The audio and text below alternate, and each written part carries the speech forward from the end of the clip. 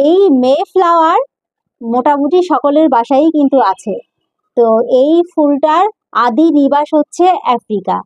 তো এই ফুলটার কিন্তু অনেকগুলো নাম আছে, যেমন হচ্ছে আফ্রিকান ব্লাড লিলি বলে, ফুটবল লিলি বলে, তারপরে ফায়ার বল নামেও অনেক জায়গায় পরিচিত। হ্যাঁ, কারণ যে ফায়ার মানে আগুনের গোলার মতো দেখতে।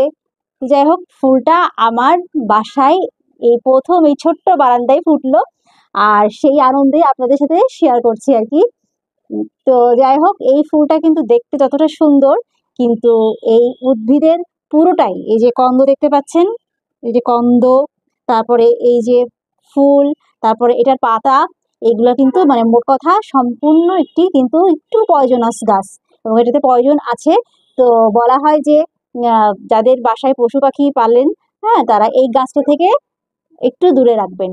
আর আফ্রিকাতে কিন্তু অ্যারো পয়জনাস হিসাবে এই ফুলের গাছের রস এবং কষ মাছের শিকারে প্রচুর ব্যবহার করা হয়, এই আর কি। তো যতই বিষ থাকুক আর পয়জনাস থাকুক না কেন, এই ফুলটা কিন্তু চমৎকার সুন্দর, এবং বাসায় ফুটলে কিন্তু আসলেই খুব আনন্দ লাগে, তাই না?